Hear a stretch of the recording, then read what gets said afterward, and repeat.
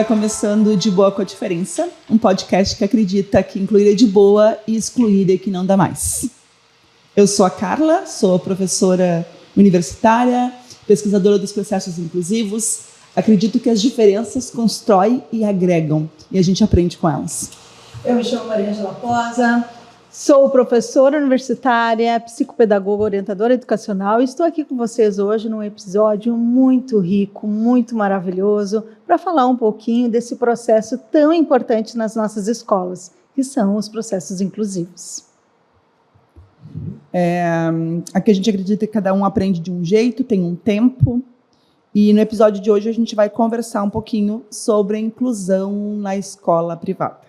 É importante dizer também que esse podcast ele só existe porque nós temos apoio da Verba Educacional, nossa querida Verba Educacional, que apresenta-se com vários cursos para você. Então, nós deixamos o nosso QR Code para vocês darem uma olhadinha nos cursos que tem na Verba Educacional. Mas seria assim, nossa convidada de hoje, ela tem um currículo extenso, mas tem um coração muito maior do que o currículo dela.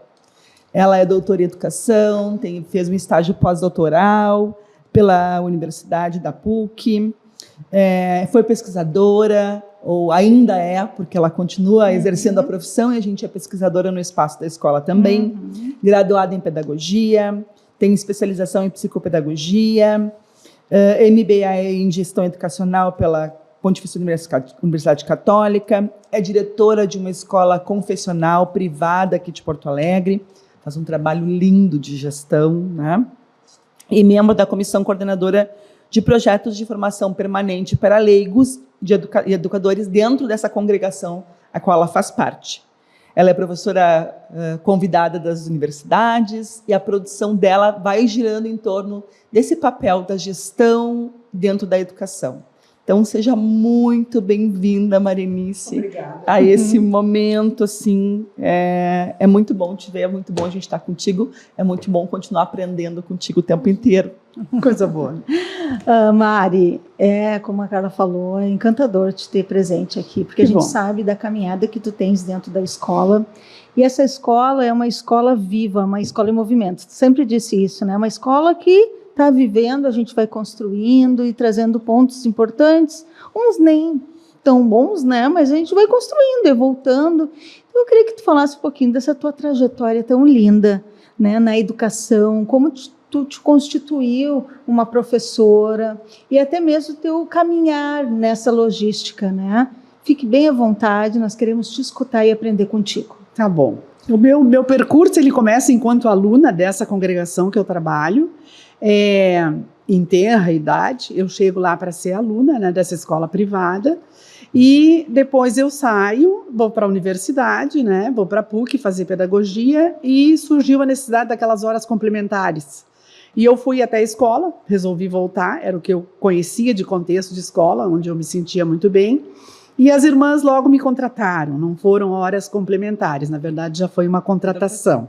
Tem uma precocidade aí. Mas, enfim, eu fui contratada, né, para coordenadora do curso noturno e, na sequência, a escola abriu o curso de magistério. Quando a escola abriu o curso de magistério, eu sou convidada, né, a ser professora, que era uma coisa que já estava assim, pulsante em mim, a vontade de lecionar, a vontade de trabalhar em sala de aula, e eu me tornei coordenadora desse curso também. Na sequência. Fui professora por 25 anos, formamos 25 turmas de magistério no colégio, e a partir dali eu peguei também a supervisão escolar. Quando estava fazendo a supervisão, já ali no exercício da supervisão, eu senti muita falta de um olhar psicopedagógico. Sim. Mas tu não é orientadora, tu vai para psicopedagogia, mas como assim?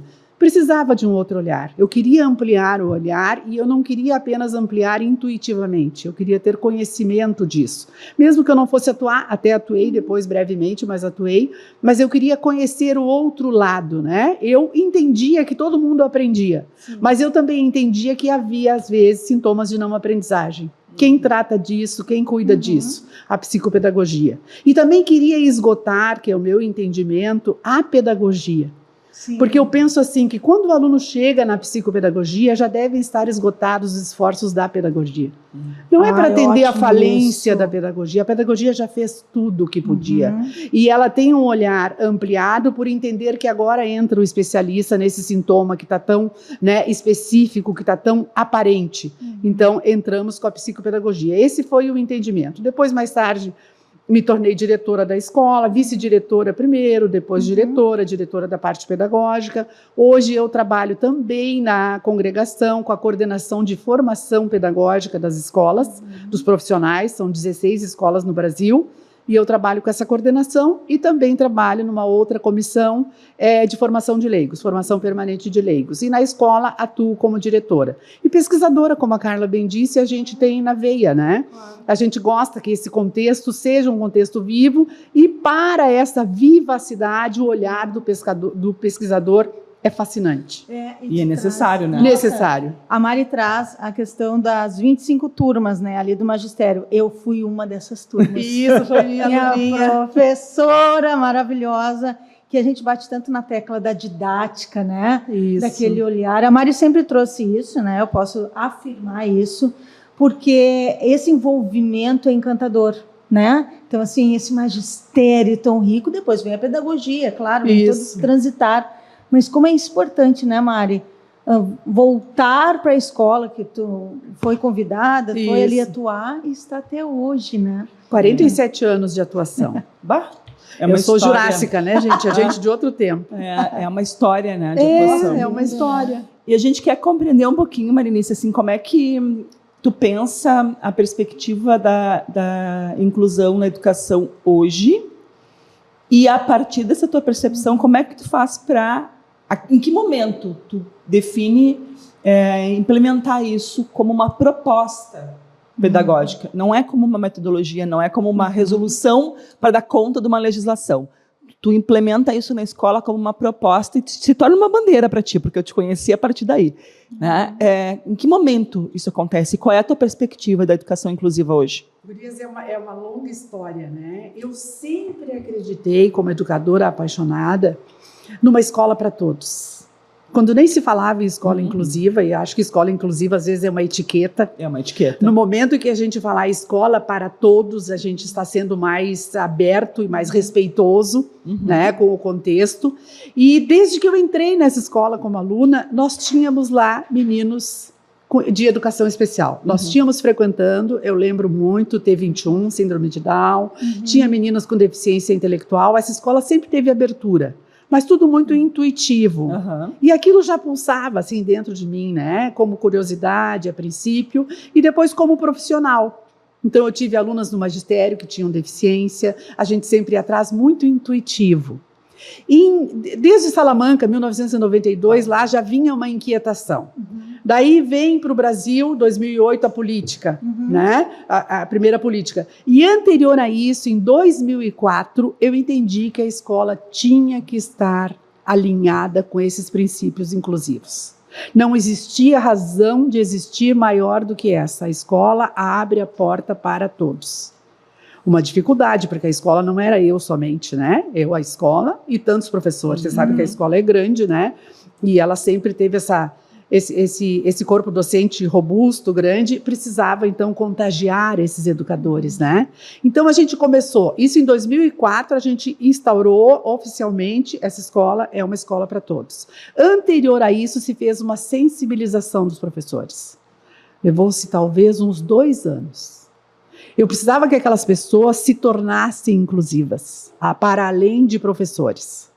Eles tinham conhecimento, a gente sempre foi muito criterioso na contratação, mas a gente passou a incrementar esse processo de contratação, esse processo, esta pergunta: você acredita na inclusão? Até hoje eu faço essa pergunta. Mas veio trabalhar na portaria, você acredita na inclusão? Veio trabalhar na docência, obviamente. Né? E o que você entende por inclusão? Pode ser que ele não entenda e pode ser que ele não acredite.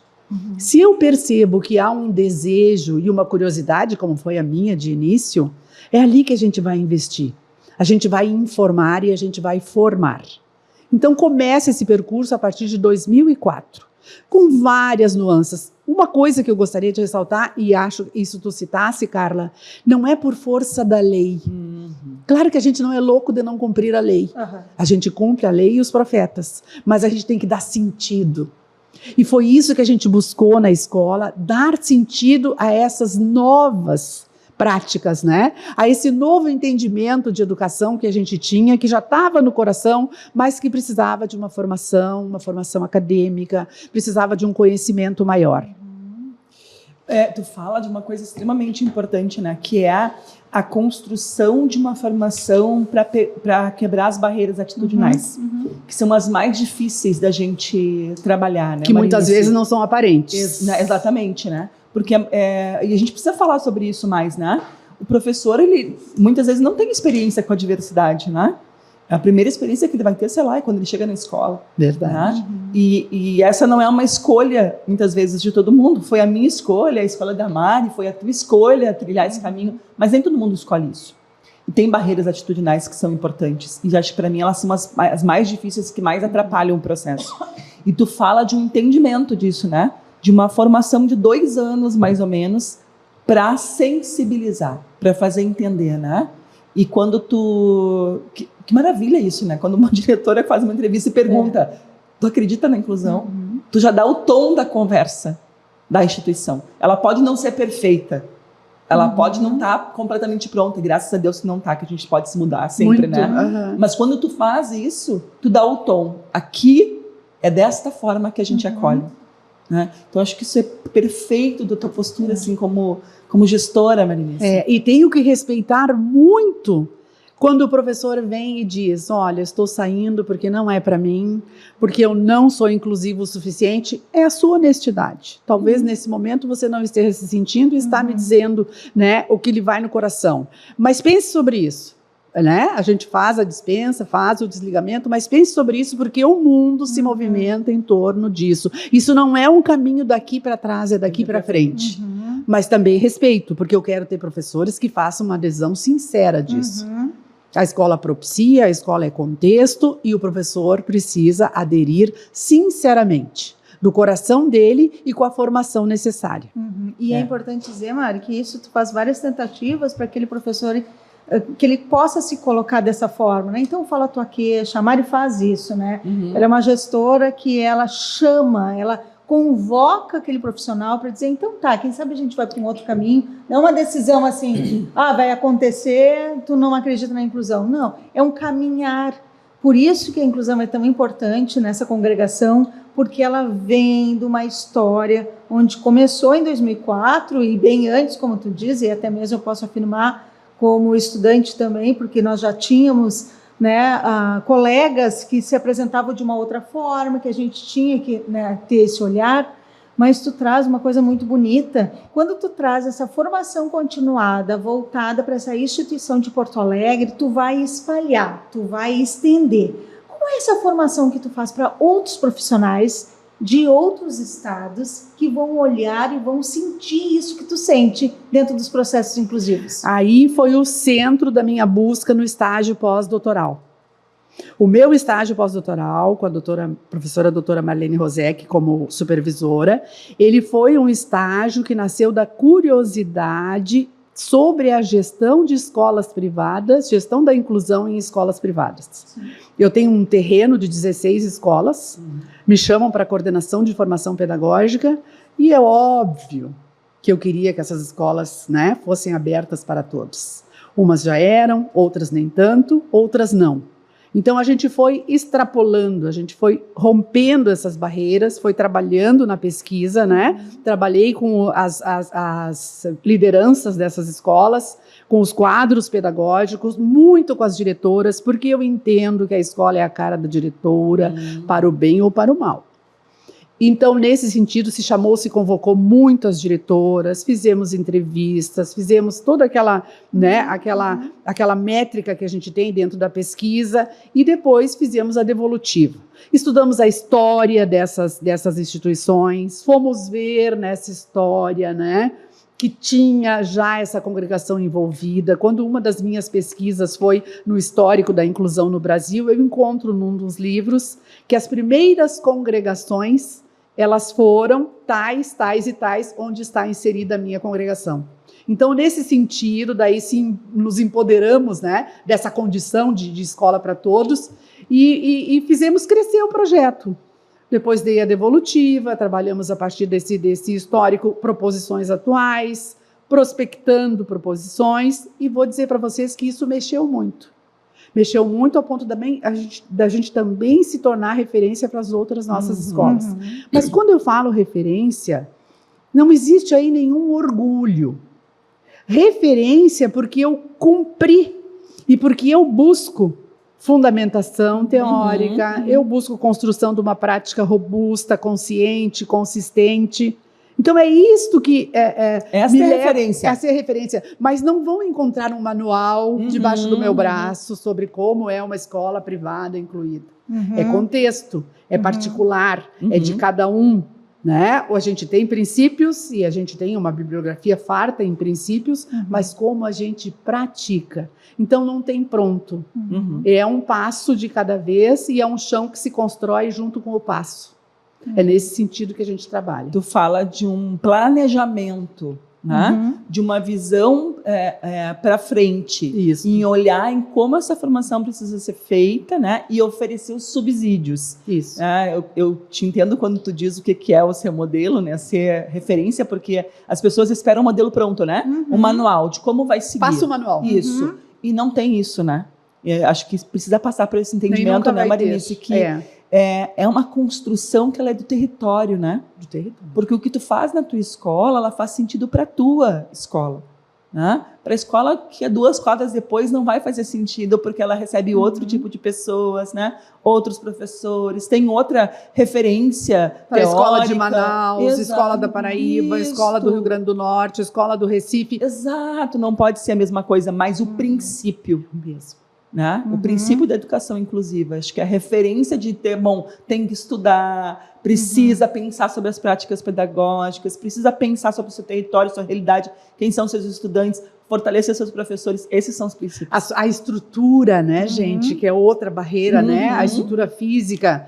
Também a gente teve que partir desse início com as direções dessa pesquisa do estágio pós-doutoral, no sentido de que a escola tem que se configurar de uma maneira diferente, né? Aquela leitura que a gente tinha de espaço de educação, ela se modifica, né? Ela se modifica, não é o aluno que se modifica para vir estudar contigo. É a escola. É tu que tem que te modificar para receber esse aluno e para receber todos. Então, até nessa configuração, para além da formação de pessoal, também essa reconstrução do ambiente físico. A gente está falando de uma prática efetiva do que é uma escola inclusiva, né? Que é essa mudança de todos os aspectos e o cuidado com todos os aspectos, né? E é importante pontuar que por que não tem um protocolo ou alguma receita de bolo? Porque tu faz, tu erra, tu volta e vai organizar a rota.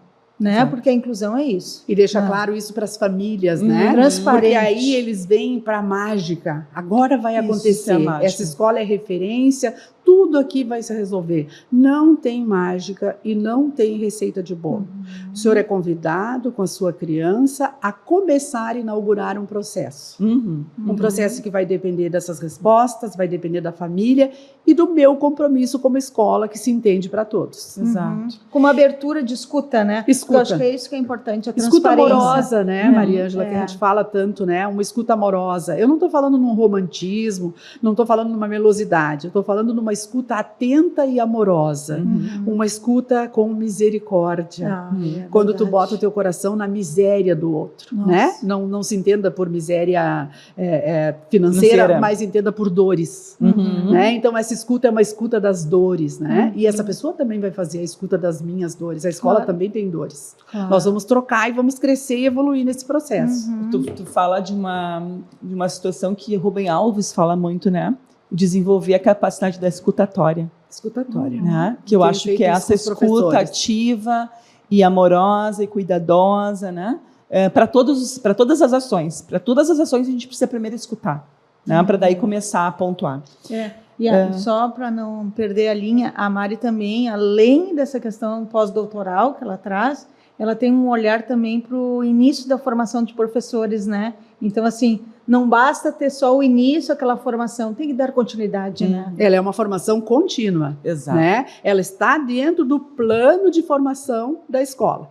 Ali tem corpo, tem horário, tem carga horária, tem determinação, tem delimitação de tempo e tem muito respeito a isso, né? E a esse professor que muitas vezes, e eu falo muito para a equipe, gente, ao cobrar, pensem se esse professor sabe. Isso aí é fundamental. Porque daí a autoridade em prova adaptada, mas como não sabe, como não faz? Às vezes não sabe. Então chama para ti e vamos sentar e vamos construir esse instrumento. Vamos usar uma IA com bom prompt, determinando bem quem é aquele aluno, qual é o seu modo de aprender, como é que ele se posiciona frente a esse ato. Então trabalha com esse professor, porque a gente sabe que as licenciaturas não formam, não é? Elas são frágeis para essa questão. A formação é frágil. Então a escola toma para si, já lá na tese de doutorado já pensava nisso. A tese era essa, né? Ela é o campo formativo para esse professor que está iniciando, era sobre professores iniciantes. Ela é o campo formativo, ela tem compromisso com a formação. Se a escola é para todos, nós vamos trabalhar nesse sentido com os nossos professores, que é quem operacionaliza o nosso projeto de educação. Tu fala escola para todos, todos também envolve o professor, né? Todos. E seu percurso formativo qualitativo, né? Em serviço, né? Então, acho que isso é importante. O que significa para ti, Marinice, considerar o sujeito na totalidade dele para a educação? Receber de coração aberto. Entender todas as nuances que formam esse educando, esse estudante. Entender a sua realidade, entender o seu modo de se comunicar, o seu modo de responder, o seu modo de perguntar, que às vezes é por um olhar, às vezes é por um gesto, não é oralizado, pode acontecer dessa forma ou de outra forma. É entender esse sujeito com todas as suas possibilidades. Eu costumo também dizer para a equipe, a gente não trabalha com as dificuldades, a gente trabalha com o que eles podem, com as possibilidades, e a gente celebra possibilidade a possibilidade. Essa régua horizontal que a gente faz dentro da avaliação comparativa, ela é cruel, ela não é para a inclusão. A régua é vertical, o que é que eu cresço em relação a mim mesmo. Então é nesse sentido, a expectativa tem que ser o que aquele sujeito, na sua totalidade, consegue me responder e consegue me devolver do que foi proposto. Não com relação a colega A, colega B, a média é 7, tem que tirar a média 7. Não é nesse sentido. É celebrar e fazer acontecer e ser território de desenvolvimento de possibilidades.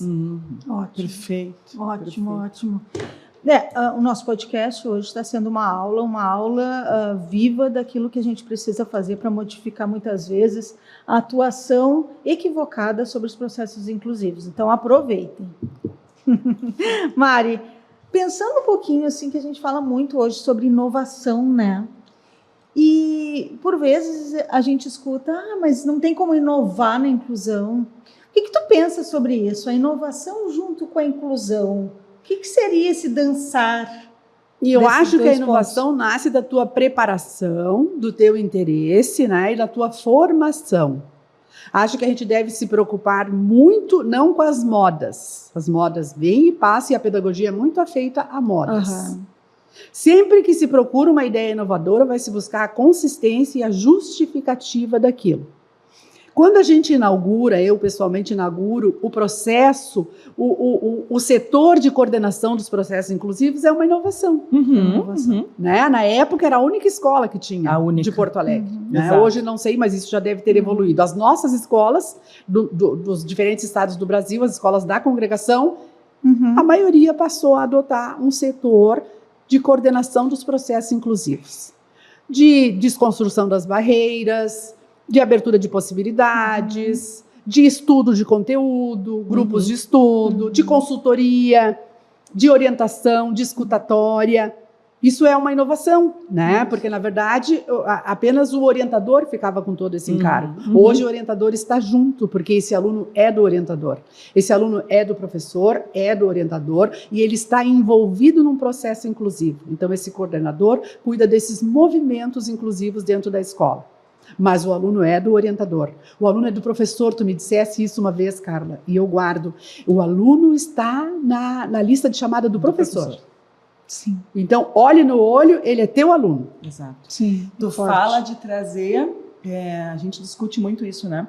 De trazer o conceito da educação inclusiva para dentro da gestão. Normalmente, o que acontece nas escolas? Visualmente, né, a gente organiza o organograma da escola, né? Direção, orientação, supervisão, gestão, parará. Normalmente, o AEE, né, o Serviço de Educação Especializado, ele é um puxadinho da escola, né? A gente não conhece esse professor, a gente não sabe o que ele faz, ninguém trabalha junto com ele. E tu está falando de uma outra lógica, Marinice. Tu está falando da lógica de traz isto para dentro do seio da escola, né? Isso aqui faz parte da gestão. É um olhar importante da gente ter sobre esse sujeito. Isso faz toda a diferença nas práticas, né? Isso daí é de dentro para fora, né? Exatamente. Na verdade, não é uma lei que vai me forçar a fazer que isso aconteça. Na verdade, não é, às vezes, uma pessoa externa. São referências, óbvio, pode ser externas, mas é muito mais interno, né? Orgânico, dentro daquela instituição. Que ali gire esse comportamento inclusivo, né? Que isso seja uma cultura. E aí eu incluo as famílias também. Sim. Porque a escola, para todos, ela é uma escola mais barulhenta, né? Exato. Ela tem seus ruídos. No princípio, quando uma criança entrava em crise e tinha um comportamento mais barulhento, logo no princípio eu cheguei a notar assim, vamos esconder. Bota para a sala, bota para a sala. E eu me lembro que uma vez eu passei e disse, não, esse barulho é para todo mundo ouvir. Claro que vai se cuidar da segurança, vai se cuidar de um limite físico ali, mas ele não é motivo da gente esconder. Essa escola é inclusiva. E eu tenho certeza que muitas famílias nos procuram porque somos inclusivos. E também tenho certeza que muitas famílias não nos procuram porque somos inclusivos. Mas não deixamos de ser. Exato. Essa é a nossa marca. Perfeito. Ótimo, ótimo. Como é que a gente consegue, tu na tua experiência, consegue diferenciar inovação do modismo pedagógico que tu mesmo falou? Eu acho que a inovação ela tem que nascer com os pés na terra. Ela tem que ser justificada, ela tem que ser defendida como uma coisa consistente e que não seja alguma coisa que a gente sabe que logo ali tem um grande apelo, daí tem uma mídia envolvida, tem cursos de fundo de quintal, 2 fins de semana a pessoa se torna professora do AE, aquela coisa toda. Não, a consistência e a justificativa vão diferenciar, tá? A inovação, ela é enraizada, né? E ela não precisa trair os teus ideais, ela pode estar junto na esteira dos teus ideais. Lindo isso. Perfeito. E eu acho que dá para ir adiante, né? A inovação, ela traz uma transformação, né, Marinice? Muito. O modismo pedagógico nem sempre. E é cultural aquela transformação, né? Aquela comunidade, né? Ela vai ser transformada. Eu, outro dia, estava no portão e meio disfarçada, assim, eu ia sair, pegar o carro do aplicativo e eu vi que um avôzinho se aproximou do guarda da entrada ali, daquela pessoa que faz a segurança, e também tinha se aproximado um menino atípico. E fez algum barulho ali peculiar e esse avô perguntou pro segurança, mas tem esses aqui? Esses. E eu fiquei quieta, esperando ardentemente que a resposta fosse muito boa. Porque eu já tinha falado, quando aquela pessoa entrou para fazer a segurança, que nós éramos uma escola para todos. E tinha explicado, e tínhamos trocado uma ideia. E qual não é minha surpresa quando esse segurança explica, quase que pedagogicamente. Eu disse, olha, tá pronto até para pegar o meu lugar de repente. Porque ele já encarnou a ideia. Ele já entendeu esse contexto. Essas crianças não são peso, elas são o peso de toda a escola. O peso no sentido da quantidade, da qualidade de toda a escola. Elas fazem parte daquele esquema, daquela configuração e daquela existência. Quando o segurança entendeu, aquele dia, ganhei o dia. Sim. Cara, eu já estou aqui pensando, Marinice, eu vou ter que fazer a minha pesquisa lá na escola. Porque eu estou pesquisando, enquanto professora universitária, pós-graduação, o que eu estou entendendo como uma subjetividade inclusiva. Para a teoria da subjetividade que eu estudo, isso é uma coisa nova. E eu quero pesquisar isso. Será que a gente constrói uma subjetividade inclusiva? Tu está me dando toda a ideia de que é lá que eu possa olhar para isso, para saber como é que isso se constrói, né? Pesquisa, gente. Pesquisa. Aquela escola tem os braços abertos para ti, cara. Vamos conversar. Vamos conversar. Uma escola muito fértil, né? Eu fiz uma pesquisa lá, então eu posso afirmar, né? A minha tese é dentro do colégio. Exato. Então, isso traz e brota o quê? Não só dicas importantes, mas a sensibilidade dessa misericórdia. Porque também é uma coisa fundamental é notar que cada sujeito tem uma história, como tu disseste. Essa história vai te tocar de uma maneira a inclusão ou não. Por quê? Por causa da tua vivência. Então, os professores, eles trazem isso, né, Mari? E até nós mesmos. Porque quantas vezes aquele olhar, muitas vezes, foi um olhar de dizer assim, eu não estou conseguindo lidar com essa situação. Até no atendimento, né, Marisa? Sim. Quantos atendimentos que a gente faz e as coisas se decidem naquele movimento, naquela hora, né? Eu já tive pais que me confrontaram com um abaixo-assinado para tirar um aluno atípico. Assim, sem aviso, na hora, na lata. E o que eu disse? Vai fazer o que com esse abaixo-assinado? Grande coisa. Não fez nada. Sim, não vai adiante. Na minha escola não faria nada. Por quê? Porque a inclusão, ela não fala sobre papéis, ela fala sobre sentidos. Então, assim, agora eu vou te perguntar o que tu considera realmente, o que se precisa dentro dessa escola para ela poder andar como uma escola inclusiva? Muitas mãos dadas. Muito acompanhamento, nenhuma solidão. União. E também muita parceria com essas famílias. Nós criamos recentemente um grupo de acolhimento para as mães atípicas. Muito lindo. Está muito bom o trabalho. Elas estão se sentindo muito bem, estão chegando aos pouquinhos. Eu disse mesmo para a equipe, não espere sala lotada. As pessoas têm uma insegurança nesse sentido, podem ter até seus preconceitos. Vamos com calma, precisa de tempo, sabedoria. E o tempo de Deus vai acontecer. E temos tido uma procura muito boa, muito interessante, para não ter solidão, para ser um a mais na vida daquela mãe que muitas vezes tem, né, a dureza do dia a dia, a dureza do noite à noite. Então, nesse sentido, a escola também tem que estar aberta e também tem que ampliar o olhar para a família.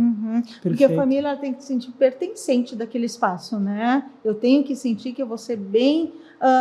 vão me aceitar numa reunião pedagógica, porque a gente tem as nuances, né, deles não irem, porque vão falar do meu filho. Porque se expõe, então, né? Assim, porque é doído. Isso é importante, esses grupos que tu vai acolher, que tu vai falar. É o subjetivo mesmo. Isso até para dar coragem, né? Exato. E entender que não está sozinha. Então, eu acho que esse estar de mãos dadas é básico.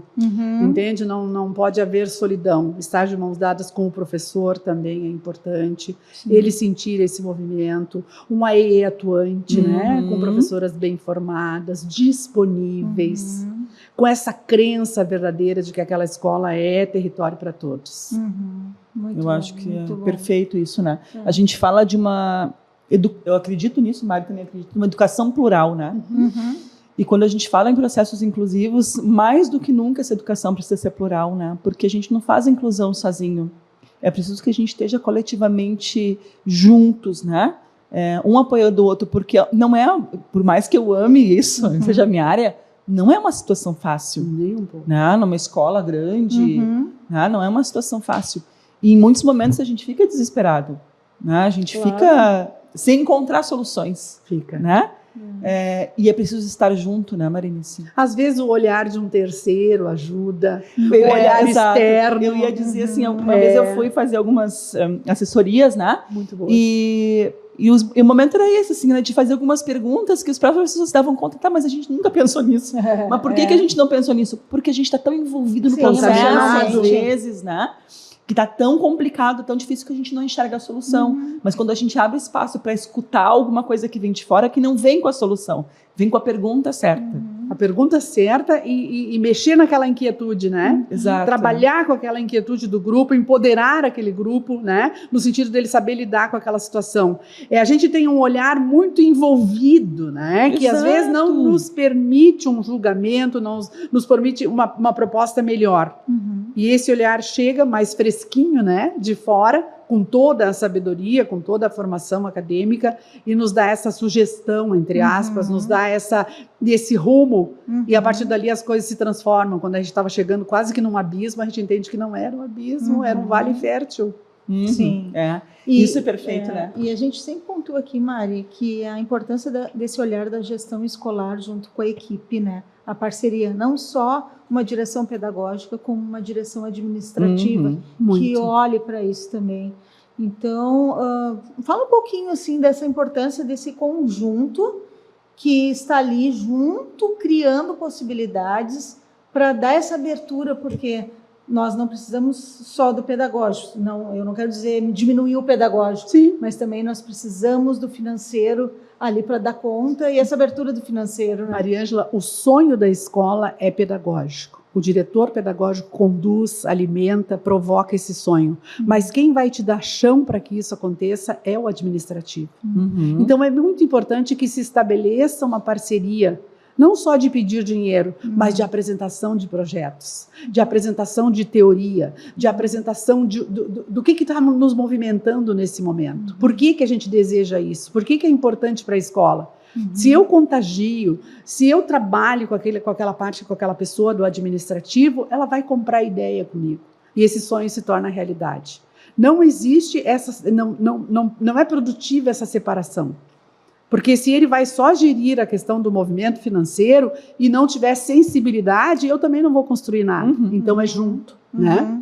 Uma parceria. Perfeito. Uma parceria contínua. Sim. E aí a gente vai voltar, né, para o aspecto de que isso envolve uma pesquisa, né, Marinice? Envolve. Porque tu disse, né, contagiar o outro, apresentar um projeto, né? Isso. Então isso é uma pesquisa, né? É uma pesquisa. O que esse projeto conversa com a nossa escola? Por que ele é importante para o desenvolvimento de seres humanos mais acolhedores, mais capazes, né? E para poder fazer esse financeiro entender de que isso é investimento, isso não é gasto. Não é gasto. Temos até estudos na nossa instituição, por parte da diretora administrativa, com relação a isso aí. Que não é gasto. Na verdade, não é nessa linha, né? E graças a Deus, abrimos mais o olhar ainda a partir desse estudo dela. E daí podemos realmente fazer maiores empreitadas em projetos mais audaciosos, em projetos, né, que demandasse mais investimento. Tu vê. E como segue também, não é só o pedagógico, na questão de poder levar para esse grupo, para outros estados, a formação de professores, mas ter também esse olhar administrativo que vai embasar, teoricamente, todo esse projeto, né? Isso é lindo. E dá sustentação. E a gente pode construir a partir disso, né? O que eu penso assim, o professor, histórico e culturalmente, ele é muito acanhado, né? Ele é muito econômico, ele não produz conhecimento. O professor usa a teoria de A, B, X, mas a sua mesmo, que ele construiu em anos de prática, ele despreza ou ele não dá luz. Isso é uma luta nossa, né? De muito tempo. Vamos escrever sobre as nossas experiências. Exato. Vamos comunicar as nossas experiências. Mas os professores são ainda tímidos com relação a acanhados, isso. Né? Conseguimos já alguma coisa, mas não tanto quanto gostaríamos. Mas ali é uma terra produtiva, por que a gente não vai botar isso para fora? Por que a gente não vai comunicar, não vai partilhar? Nós estamos agora, enquanto comissão de formação pedagógica, instaurando um repositório e um local e um espaço para trocas de boas práticas na inclusão. Perfeito, isso. Né? Então, os diferentes estados, estamos inaugurando essa proposta. Vamos ver a receptividade novamente, falamos com os diretores primeiro, com os gestores, e vamos trabalhar no sentido de suscitar, a gente ter esse banco de referência. Ótimo, isso aí vai dar voz para esse profissional. Interessante. E ele vai entender a sua epistemologia. Também. Porque eu acredito muito nessa parte, né? Não é a epistemologia que é criada pelo outro, não. Mas tu constrói a tua prática docente diante da construção epistemológica. Então, isso é muito importante, aí dando voz para a formação, para artigos, para né? Estudos de caso. Produção, exatamente. Fazer esse produções. professor entender que ele é um cientista da educação e o que ele produz tem que ser escutado, tem que ser ouvido. Porque é um movimento contrário, né? Exato. Não é uma teoria que determina uma prática também pode determinar uma teoria. Exatamente. No momento que a gente descobrir isso com mais potência, a gente vai ampliar esse quadro de produção. Isso. E eu acho que é preciso valorizar a educação desse jeito, né? A gente tem sido muito desvalorizado, né? Uhum. A escola, o seu saber tem sido desvalorizado, né? A gente tem tido um avanço dessa biomédico, né? Desse conceito biomédico dentro da escola, que vai determinando as práticas, né? E as práticas da educação, elas são práticas muito consistentes. Elas são práticas que dão resultados ali em um ano. Isso é pura ciência, né? E isso precisa ser falado, mas o professor precisa ter alguém que diga, olha só, tua prática é importante. Então, daqui a gente vai escrever, né? E é difícil mesmo. É muito difícil. É um exercício, né? Ele tem que começar com pequenos parágrafos. Exato. Mas pelo menos se começa por parágrafos. Exato, precisa ter. É o compromisso de um legado. Eu acredito muito nisso, né? De poder colaborar com outras pessoas que tiveram muita dificuldade para o início do trabalho inclusivo. Então, eu leio algo que vai despertar, nossa, eu não tinha pensado por esse viés. E aí está ali. Isso é colaboração, é um trabalho colaborativo. Exato, colaborativo. Né? Então, isso é muito importante. E é bem. Eu sou louca dos artigos, eu vivo dizendo para todo mundo, né, Mari? Também é assim, todo mundo que tem uma prática bonita, a gente diz, vai escrever. Vai escrever. Vai escrever. Vamos comunicar isso. Vamos botar isso no papel, porque isso é importante, né? Marinice, o que tu acha que as escolas ainda estão falhando nos processos inclusivos? Qual é ali o tendão de Aquiles ainda? Olha, é um investimento interpretado como gasto, tanto para a contratação de pessoal, quanto para a organização do ambiente físico. Eu acredito que isso já tenha melhorado, mas ainda pode se considerar um dificultador. Os diretores, né, quando veio essas exigências todas, por exemplo, do AE, tá? Logo vinham consultar a gente, que tinha mais experiência, enfim, quantas horas? Quem é que a gente contrata? Quantas horas vai se ver na prática? Vai estudar esse cenário, vai estudar esses atores e a prática que vai ser desenvolvida aí. O profissional, não resta dúvida que a gente tem bem claro os parâmetros e os critérios. Educação especial, um curso consistente, não de fundo de quintal, de professora do AE.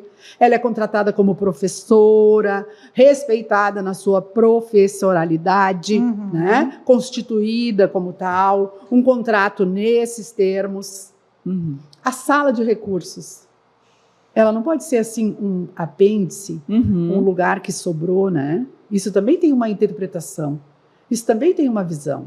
Isso tem um significado. Eu falo muito pro povo lá, olha, aquele front light lá tá meio desbotado lá na rua. Cuidado, porque eles podem pensar que aqui dentro a gente está desbotado também. Então, vamos trabalhar, né? Vamos trabalhar no sentido de já comunicar esse arranjo, essa força que a gente tem para tratar tudo com tanto cuidado. Então, nesse sentido, eu acho que ainda falta entender que o processo é para todos e vem do sentimento, não só da intuição. Já avançou faz tempo, quem não percebeu está dormindo. Eu acho que tu fala de coisas importantes. Eu tenho que fazer uma menção. Ontem eu conversava com os meus estudantes sobre isso. Eles vão fazer estágios de docência, primeiro estágio de reconhecimento do espaço escolar, tá? E eu dizia para eles, vão olhar como é que é o cuidado com a escola. Essa escola está pintada, ela está limpa, ela está organizada, agora, exatamente. E eles me olharam, por quê? Porque se não está assim, possivelmente a relação com os professores também não é boa. Acredito muito nisso, cara. Possivelmente a gestão também não cuida dos seus professores. E aí isso influencia a prática pedagógica. A gente acha a prática pedagógica ruim e culpa o professor. Mas o problema está desde o início, né, Marinice? Verdade. Eu fui gestora durante muitos anos também, tu lembra? E a secretária dizia, chegamos na escola particular do município. Porque era uma escola que era bonita. Mas ela era bonita por fora, ela também era bonita por dentro. E tem que comunicar essa boniteza, né? Exatamente. Né? Na verdade. Esse é um papel importante da gestão, né? Acredito. Que eu acho que não só na gestão inclusiva, mas na gestão como um todo de uma escola, né? Como um todo. E é um papel que o gestor precisa tomar para si. Isso. Né? Ser à frente da sua escola, né? E poder dizer, olha, a gente precisa arrumar aqui um pouquinho melhor. Aqui a gente precisa pintar, porque a gente pinta aqui, a gente vai pintar por dentro também. Totalmente. Não, e essa fala do desbotado, tá desbotada ali também, podem pensar que... Perfeita. Não, perfeita. Mari, e tem uma coisa que tu traz que é importante dentro da gestão, que é o olhar sobre aquele regimento, aquele plano político-pedagógico. Então, nada fica solto, né? Tem Nada vida, fica né? gente. Eu sempre falo que o PPP, o Projeto Político Pedagógico, ele é um retrato vivo, tá? Ele nasce, cresce, desenvolve e morre. E vem um outro plano pedagógico, porque as coisas mudaram. Mas tem uma raiz, né? Ele tem os princípios que falávamos há pouco, ele tem tudo o que sedimenta aquela prática, mas ele se movimenta, né, com essa abertura para o mundo, para as coisas que estão acontecendo, né, para tudo isso. Isso também conversa com a escola e os seus documentos são construídos também nessa esteira de diálogo constante com a realidade. E tudo que se cria, que se constrói, vai para o regimento, vai para o plano político. Vai, Porque tá isso embasado. é importante, está tudo embasado. Então, nada fica solto, né? Mário, eu queria que tu falasse um pouquinho sobre a questão que é bem importante nos processos inclusivos, que é a individualidade, né? Aquela personalização que a gente faz, aquele cuidado. Só que também tem o coletivo. Eles se unem dentro de uma sala de aula.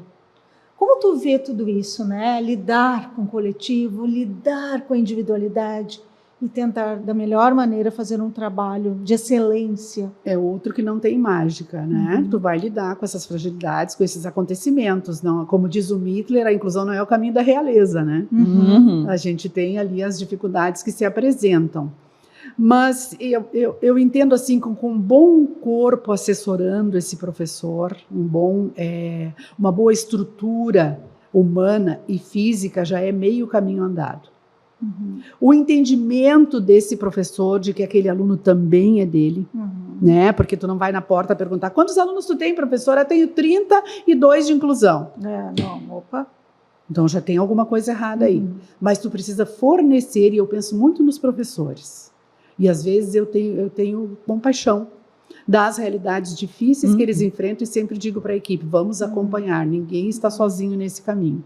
É uma equação que ela vai se resolvendo conforme cada realidade. Sim. É um ensino personalizado, mas ele também é personalizado para o normal. Né? Então, tu tem que ter compreensão para os movimentos desse professor, que não são, às vezes, de curto prazo, como tu gostaria, às vezes são em médio prazo, nunca em longo prazo. Tu tem 200 dias letivos para trabalhar e tu tem 200 dias letivos para dar resposta sobre aquele sujeito, do teu caminhar pedagógico com ele. Mas essa cobrança é uma cobrança amorosa, dentro das possibilidades. Não é só as possibilidades do aluno, as possibilidades do professor também. Então, vamos assessorar, vamos entrar com uma equipe que vai trabalhar junto. Porque a gente tem as duas vias, né? A via dos professores e a via dos pais, que uns entendem, outros não. Outros não. Que gostam de fazer o seu filho como o rei do espaço coletivo. Tem pais que não são inclusivos. Põe a criança porque é a lei, porque está tudo assim, é politicamente correto, mas eles não acreditam na potência do filho. Às vezes a luta se dá por aí. Vai haver progressos, nós vamos observar, nós vamos trabalhar, mas ele é assim mesmo. Passamos dessa análise, já estamos muito mais à frente. Então, às vezes, tu tem que catequizar a própria família que vem com descrédito do menino ou da menina. Então, nesse sentido, também a parceria se estabelece, é necessária. É uma engrenagem, né? Eu sempre digo, a imagem que eu tenho dos processos inclusivos são engrenagens. Sabe aqueles relógios antigos que tinha aquelas engrenagens? E tem que andar muito bem. E que ela precisa funcionar, né? Porque se uma engrenagem para todo o processo, né? Todo o processo. E não é culpabilizar, né, Marinice? Tentar entender o que está acontecendo. Tu mesmo diz, né? Às vezes a família chega e a própria família não acredita. Bom, eu preciso que essa família acredite. Porque eu tenho só 4 horas com ele na escola, a família tem 20 para o resto da vida, 24 para o resto da vida. Sobre isso. Então eu preciso que essa família acredite. Então eu preciso ter acolhimento, né? Então é uma engrenagem difícil que demanda da gente um investimento muito grande. Pessoal, coletivo, financeiro, de pensamento, né? E dentro disso, assim, o que tu acha que esse professor ele precisa desenvolver inicialmente para se tornar um professor inclusivo? essa disponibilidade de coração, que já falei, estou batendo na mesma tecla, mas acredito que aí é a origem de tudo, e precisa ter estudo, precisa ter preparação, precisa andar atrás da informação, precisa andar atrás da formação. Né? É estudo constante, como para qualquer coisa dentro do magistério, né? Se tu não te atualiza, tchau. Então, nesse sentido, para esses conteúdos novos, abordagens sobre a educação inclusiva, que esses professores tenham muita atenção para isso, né? Cuidar assim do que é tendência e o que realmente vem sedimentado. Então, trabalhar e ajudar também esse professor a construir uma lente adequada para fazer as escolhas mais adequadas. Porque Isso é quando importante. a gente fala da sensibilidade, isso é uma sensibilidade que tu tem no professor, né? Nós somos professoras, nós três, então eu acho que tem muito enraizado isso, aquela doação de ser professora, de ensinar, né? Não com um olhar piedoso, não é isso, nem o romantismo, como tu falou, é o empoderamento de ser professor e entender o próximo, entender o colega, né? Que eu acho que isso é bem importante, porque a gente lida tanto com os professores quanto as famílias. E tem coisas que é só nos bastidores que a gente vê, aquela família que sofre, né? Aquela família que não entende porque seu filho não é convidado por um aniversário. Ah, temos isso. Né? Então, o grupo de estudo que vocês estão fazendo, um grupo de acolhimento, né? Seria isso para as famílias, faz o profissional trazer algo que muitos pais não pegam ali, né? Não tem como a gente forçar também e dizer... Vai e tem a inclusão dentro do coração e atende bem, porque isso é uma questão de vida, é uma filosofia de vida, né, Mari? Não é do discurso, né? Não é do da discurso, prática, né? O discurso, da existem vivência. discursos lindos, mas depois ali na esquina, ele não se efetiva, não tem validade. Sim, né? e a gente costuma dizer, né, é aquele fato de tu estacionar na vaga de uma pessoa que usa cadeira de rodas ou mais 60, e tudo isso é inclusão. Tudo isso é o olhar inclusivo que a gente tem que ter para a nossa sociedade. Nas práticas diárias, rotineiras, né? Na vida, não só na escola, né? E aí eu te pergunto, a inclusão é um projeto ou uma postura ética diante de tudo que a gente está falando? É um projeto que tem que nascer de uma postura ética. Tá? Ele é um projeto enquanto uma organização, né? Ele não é assim uma coisa efêmera, uma coisa que está montada no calor da emoção. Mas tem que se ter, né, esse projeto construído com muita ética, né, com muito entendimento do que é certo, do que é errado, com muita reflexão. Ação, reflexão, ação, reflexão. Paulo Freire. Nosso Olha Paulinho. só, a gente não precisa nem ir muito longe, né? É só a gente manter a base. Isso. Mário, o que mais te inquieta na educação hoje? É o comportamento das famílias. Olha, vejam só. Mais inquietante. Mais tempo se gasta resolvendo esses BOs do que propriamente, muitas vezes, o projeto que a gente tem para a educação dos seus filhos. Mais a gente gasta, às vezes, educando os pais do que trabalhando com as próprias crianças, com os próprios jovens, com os próprios adolescentes. Existe uma ideia, né, do fast food. Ele entra e ele vai sair formado, aprovado no Enem, aprovado no vestibular, e é primeiro lugar, e quantos tem, já bota na educação infantil querendo saber o índice de aprovação no Enem daquela escola. Então esse pai, ele quer resultados e desconhecendo o processo. Então eu tenho que apresentar para esses pais qual é o processo. Outro dia, a criança não se alfabetizou e era recém primeiro ano. Eu disse, mas aqui não é um forno de pão. O senhor não vai botar o pãozinho levedado lá na portaria e depois na outra portaria vai sair o pão pronto. Não, nós estamos trabalhando com a dinâmica do ser humano também aí, dessa criança que vem, e daí não vem ao caso, mas enfim, temos que trabalhar essa questão do processo. As famílias têm muita pressa. E na escola privada, às vezes o pai, ao pagar a mensalidade, ele acha que está pagando a felicidade do filho.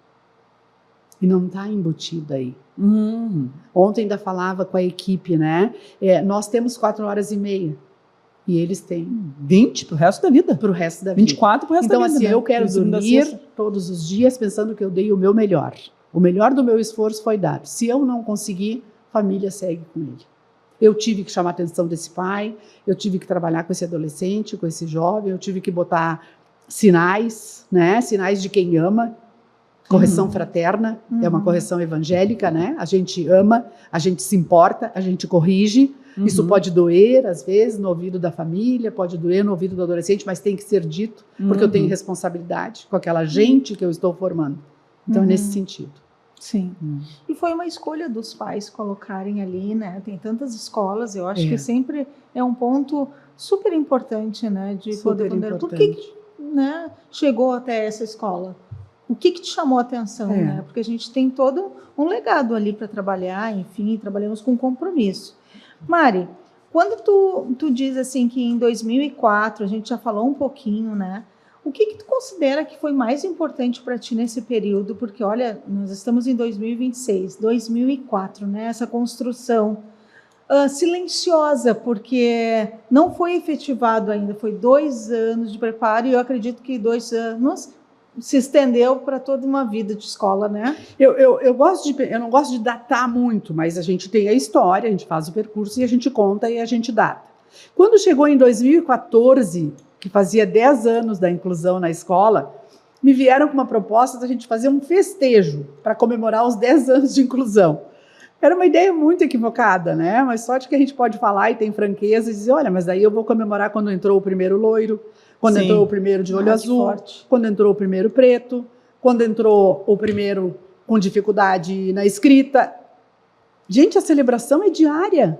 A escola, ela não tem esses marcos. E eu não sou melhor porque eu vou contar 10 anos de processo inclusivo dentro da escola. Então, nesse sentido, né, o processo é bonito por si só. E ele se constrói todos os dias. Eu gosto de ver a evolução. Eu gosto de ver muito como a Marinice pensava lá em 2004, anterior a isso, quando eu já estava inquietada por essa questão, e hoje, né? Eu continuo com dúvidas, eu continuo com muitas perguntas para mim mesma, perguntas para o mundo, mas eu também já construí muitas respostas. Sim. Eu também já avancei. Como é bom, né? A gente vê essa maturidade nesse processo. Maravilhoso. E de entender que as perguntas fazem parte da caminhada, né, Marinice? Muito. Às vezes a gente não tem que ter resposta para tudo, a gente precisa ter indagações para tudo que nos mantém em movimento, né?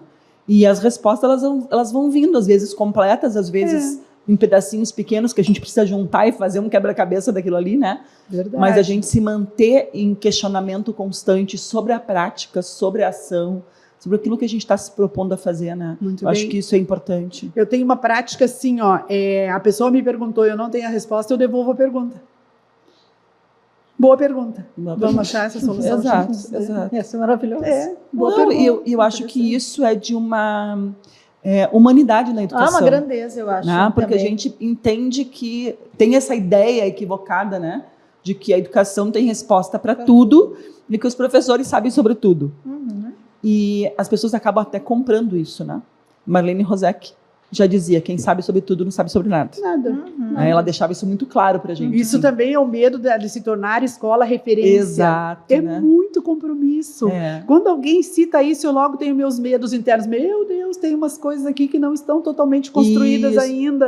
Eu ainda tenho dificuldade. Será que nessa referência está incluída as minhas dores também? Exato. Às vezes a barreira que a gente lutou para desconstruir, ela permanece lá enferidada. Então, nesse sentido, a gente vai trabalhando, né, a sensibilizar as pessoas, que é um movimento constante. Eu acho perfeito isso. É muito lindo e muito humano, né? Quero dizer que a gente precisa passar para o quadro Tá de Boa. 58 minutos já. Meu Nosso Deus, tempo vai Mari, aqui, ó. dava 2 horas quase, Mari. A gente tem um quadro aqui que a gente chama quadro Tá de Boa. Esses dias eu fiz uma formação e o nome da formação era De Boa com a Diferença. Capaz, Lá em Caxias, foi muito legal. E elas escolheram o nome pelo podcast. Então Olha, aí veio fazendo sentido. escola. E acho que é importante, por isso que a gente tem esse quadro para poder falar dessas coisas mais rápidas, né? Sobre os processos. Vamos lá, Mari. Inclusão é colocar o aluno na sala de aula? Muito além disso. Talvez mais colocar a sala de aula no aluno do que o aluno na sala de aula. Anotem. Talvez é o movimento contrário. Amém. Da Kátia. É inclusão. Isso é inclusão. Isso é inclusão. Né? Que legal. O professor precisa estar pronto para incluir? Ele precisa estar disponível para incluir. Pronto, talvez nem eu esteja, e eu estou dizendo para vocês que eu tenho uma caminhada longa. Tá? Eu estou sempre em constante processo de construção disso dentro de mim como pessoa e como profissional. Então, ele não tem que estar pronto, ele tem que estar disponível. Tem uma diferença significativa no conceito dessas palavras, né? Isso. Todo aluno aprende da mesma forma? Não, isso nem é Marinice que está dizendo, né? A ciência, a neurociência, tudo comprova que não aprende da mesma forma.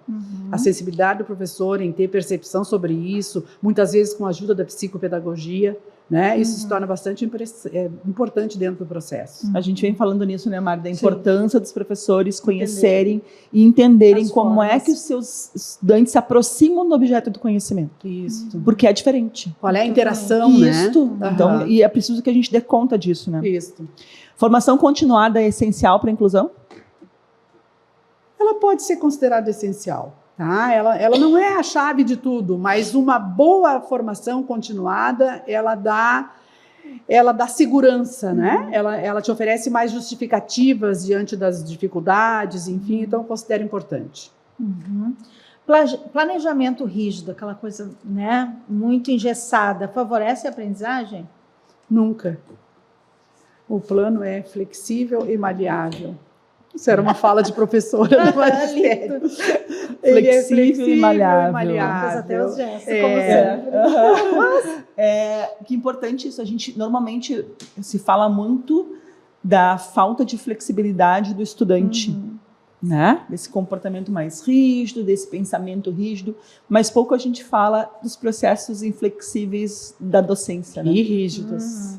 Como tu tem que ir de pai picareta, às vezes, para desconstruir. Né? Sempre foi assim, né? Sempre foi assim. Agora, quem agora é que não tá é mais. inventando moda? Isso, eu digo, sempre foi, mas agora não é mais. Sim. Vamos mudar. Ou então a Marinice disse que era assim. Não, mas não leve meu nome aonde não bota meu nome em vão. Por favor. O erro faz parte do processo educativo? O erro faz parte. O erro é motivo de construção, reconstrução. Que importante isso, né? A gente acha na escola que o erro é um problema. E é marcado como problema, né? Historicamente. E se a gente for pensar, eu sempre digo isso, as maiores evoluções, as maiores descobertas da ciência, elas foram feitas em cima de erros, né? Com certeza. Porque os erros foram vistos como parte do processo, né? Então não tem como eu acertar se eu não errar antes. Se eu não te botar disponível para a experiência, porque eu vou estar descobrindo as coisas, né? Tudo, em qualquer situação. Isso. Inclusive nas situações de aprendizagem, mas também nas posturas pessoais, né? Nas posturas. Mari, vamos completar a frase agora, tá? Inclusão de verdade começa quando? Quando eu estou disponível para amar todos. Eu não faço diferenciação. O coração, ele nem é aberto, ele é escancarado. E eu entendo a dor do outro. A gente fala sobre empatia, né? Isso é ter empatia, né? Empatia. É andar junto, né? Quando eu me disponho a andar junto. Né? Misericórdia. Quando tu põe teu coração na miséria do outro. O maior desafio da escola hoje é? Olha, é trabalhar e atender a todos, né? Realmente tem um autor, Manuel Esteve, que ele diz que a terceira revolução educacional é essa, né? A escola, de repente, ela tem que atender a todos. Né? Isso é uma dificuldade ainda. Talvez eu não esteja com essa dificuldade como estava lá em 2004. Certamente não estou. Mas ainda requer muito cuidado e muita responsabilidade. Muito estudo e muita preparação. Um professor inclusivo precisa ser disponível. Inovar na educação não é, mas é o quê? Não é a moda pela moda, como já vou me tornar redundante aqui, mas realmente acredito nisso, né? Não é a moda pela moda. Ela é consistência e robustez. Aquilo que vai te dar justificativa e argumento. Né? É uma crença e a gente vai botar isso em prática, mas porque a gente acredita. E porque a gente tem princípios que podem ser balizadores disso, dessa escolha. É importante disso que tu fala também para quando a gente vai procurar curso, né? Por aí. Tem vários. Que perigo, eu e a Mari, né, a gente guria? fala A muito gente nisso. cata, a gente vai... Mas tem muita coisa sendo oferecida. Necessariamente não são coisas boas sendo oferecidas. Né? E o professor ele precisa aprender a selecionar um pouco isso. Eu gosto muito quando eles vêm me procurar. Ainda ontem uma professora me procurava que ela queria uma referência, o que eu achava que ela deveria estudar, e até era para essa dificuldade com os pais que ela estava tendo. Eu disse, olha, não tem uma ciência que dê conta disso, mas vamos refletir. Eu vou procurar algumas coisas, a gente vai discutir, vamos estudar, eu vou achar. Eu acho bem importante. E também, assim, ó, recorrer aos amigos, quando a gente tem dúvida sobre algum curso, sobre alguma oferta, assim, faraônica que surge no mercado. Eu acho bastante importante ter muito critério, viu? Sim. Porque aquilo que parece maravilhoso e receita de bolo, só um pouquinho, né? Às vezes é a venda só, Às né? vezes é a venda. É a venda. Uma escola que inclui de verdade... É uma escola que tem responsabilidade com todos que entram ali. E quando tu está falando todos, tu está falando todos os estudantes, todos os professores, todos os funcionários. E as famílias. As famílias. Todos. Não quer ser gestor, faz outra coisa da vida, porque ser gestor é difícil. Escolhe outra Dizia coisa. A gente fala sobre isso. Vai trabalhar no escritório, se não quer lidar com a gente fala sobre gente. isso na educação aqui, como os professores, né? Senão, o professor hoje do século XXI, ele vai lidar com a diversidade. Tu não quer, escolhe outra profissão. Depois me diz qual é ela que tu não vai lidar com a diversidade, que eu gostaria de saber hoje no século XXI, mas... Sim. E uma palavra só, inclusão é o quê? É amor, gurias. Não estou falando em romantismo, estou falando em amor, disponibilidade de coração para receber o outro com tudo que ele traz de bagagem. Importante isso, né? Não é o amor romântico, né? Não. É um amor compromissado, né? É o amor de Paulo Freire. É o amor, é a amorosidade. Isso. O que mais dificulta a inclusão hoje? É o entendimento externo. Às vezes até um entendimento equivocado da própria mídia, né? Que vai fazendo, de repente, uma divulgação errada, equivocada. E a gente vê muito isso. Daí a leitura do outro sobre o nosso trabalho, muitas vezes uma leitura que não tem crédito, né? Mas todo mundo se intitula, todo mundo acha que pode dar uma opinião, mas viver mesmo dentro daquela roupa, nem todos. Verdade. Eu sempre digo que quer falar de inclusão, passa 4 horas dentro de uma sala de aula com 30. Aí tu pode falar. E dá um tipo de resultado. Aí tu pode te empoderar para dizer alguma coisa. Verdade. Enquanto isso, não, deixa que falo eu, então. É isso aí. Falamos Sim. nós. O que não pode faltar numa formação docente para ti? Bons conteúdos é básico, tá? Mas eu acho que é uma disponibilidade. Eu estou batendo muito nessa palavra, mas na verdade a maior barreira é a indisponibilidade, tá? Uma abertura, uma entrega, se entregar. Né? Então, uma formação consistente, que tenha bons conteúdos, que tenha atualidade no seu arcabouço, essa formação precisa que o sujeito a ser formado também tenha disponibilidade. Desejo de pesquisar, desejo de estudar, de conhecer novos conteúdos, de conversar com o mundo, né? E não ficar encastelada. A escola não pode ficar encastelada. Ela tem que ter janelas bem abertas. Físicas e emocionais. E emocionais. Eu sempre digo, quando eu chego numa escola pelo conselho que não tem uma janela, não tem uma abertura para fora, eu digo, meu Deus, como é que a gente vai abrir mentes aqui se nem uma janela para a rua a gente tem? Verdade. Isso é revelador. De novo, né, as relações arquitetônicas, elas têm muito a ver com as relações pessoais em que se constrói, né, a educação naquele espaço. Então... E muitas vezes isso foi interpretado como gestores como um gasto, né? Eu tenho que botar uma rampa, eu tenho que botar banheiro. Gente... Isso vai para além do gasto. Isso, na verdade, é dar condições decentes. E que não há diferença nessa escola para ninguém. Exato. Mari, o maior erro das escolas ao falar na inclusão que tu nota hoje em dia, assim, eles começam a falar de inclusão e pecam. E quando começa com essa coisa matemática, tá? Quem é que eu contrato para ir? E quantas horas? E o que eu boto dentro de uma sala de recursos? Muito cartesiano. Onde que eu posso comprar? Aí não entendeu nada, né? Eu até nem dou muita conversa. A minha paciência daí já se esgota. Pega a bolsa e sai fora, é aquela coisa. Ai, não, pode. Não. Quem pode. Inclusão para ti é mais técnica ou ela é mais postura? Ela é postura. Ela tem sua técnica, e ela lança a mão, né, da técnica, mas ela é muito mais postura. Ela é muito mais engajamento, entendimento, escutatória, postura. O professor, ele deve controlar ou mediar nessa situação? Ele não pode dominar. Ele pode muito controlar e ele pode mediar. É só assim, muito moderno dizer mediador, mas precisa ter controle daquele ambiente para ele ser produtivo. E o controle não tem o rigor do domínio. Tá? Então ele pode controlar, mediar, e sem mediar. dominar. Sem dominar. Sem dominar. Importante, né? Ai, O que forte. faz uma desconstituição da postura do professor. Porque ele acha que ele domina tudo. E Qual eu tinha autoritarismo? uma habilidade técnica do professor na década de 70, que já vai lá, que era essa justamente, dominar o conteúdo. Gente, mas era o Deus, né, que ia dominar o Exato. conteúdo. Porque a gente tem... E isso passa, né? Isso é uma configuração subjetiva que fica Vai impregnado cultural, em ser vai professor, indo. né? Que ele precisa dominar tudo, mas não domina nem. Eu digo para os meus, eu não domino nem meus pensamentos. Quanto mais... Ele não tem domínio de turma. Pelo amor de Deus, não fale isso. Ninguém precisa ter domínio, não está carregando uma carroça com uma parelha de cavalos. Por favor, esses mesmos precisam ter entendimento. Exato. Precisam ter amorosidade para ser conduzidos, quanto mais o ser humano. Ai, forte. A aprendizagem acontece muito mais por conteúdo ou por relação? Por relação.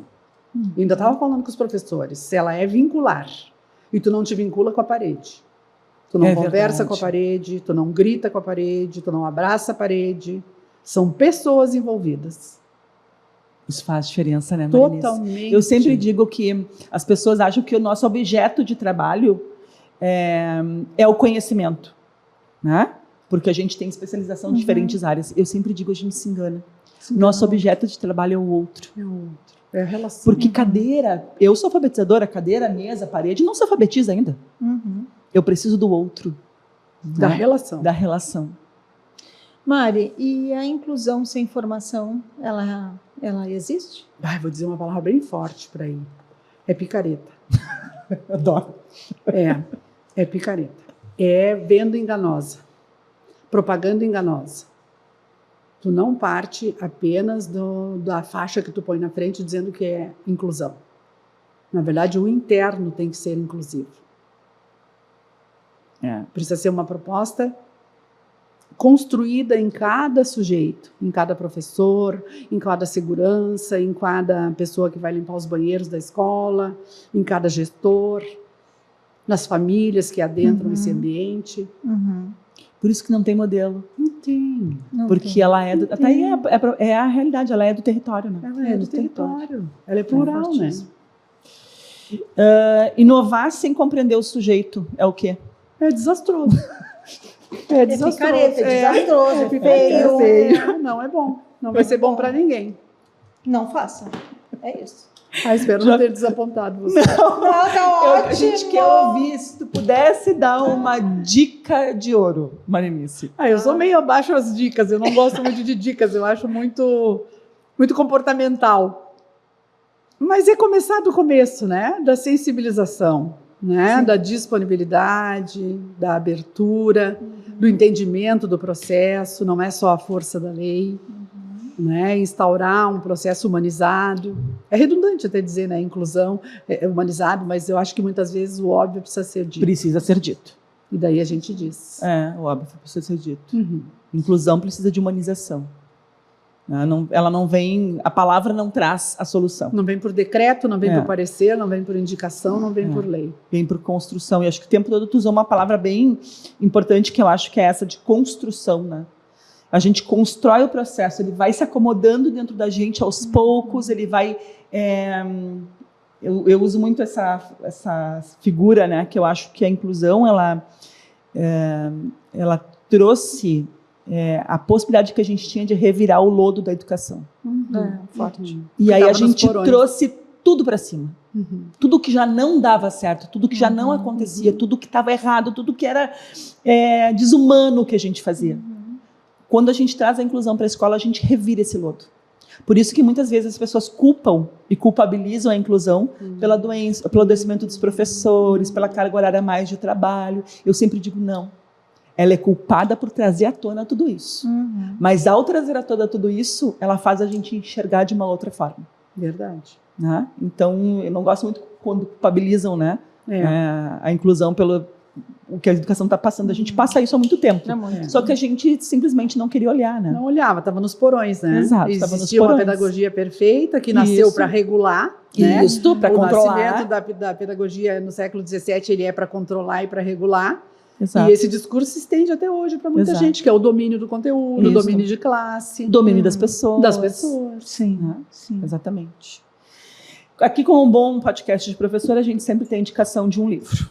Então, hoje, eu trouxe este, Educação Escolar e Subjetividade, do Daniel e da Raquel. Eles falam sobre vários processos na escola a partir da teoria da subjetividade.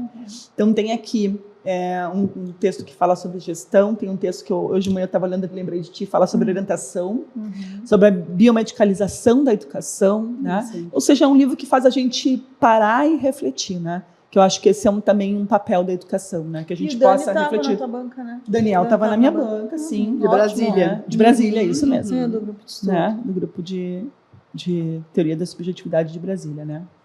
Então, acho que sempre ajuda. E para mim, né? Bom, para mim é o meu referencial teórico, né? Ele faz muito sentido, né? Faz muito sentido. Sim. Mari, nós queremos agradecer muito, espero que tenha gostado. Espero que vocês tenham gostado também. Mas nós amamos. Nossa. Eu acredito muito que essa tua partilha ela pode servir como algo que vai impulsionar os estudos dentro da gestão, dentro da direção de escola, porque é assim que a gente acredita que uma direção envolvida, estudiosa, pesquisadora, consegue fazer com que os outros profissionais que estão ali se interessem também por isso. Não que a gente vai colocar algo dentro deles, mas que possa despertar algo que está adormecido. E tu pode fazer isso. É sempre bom te ter, te escutar.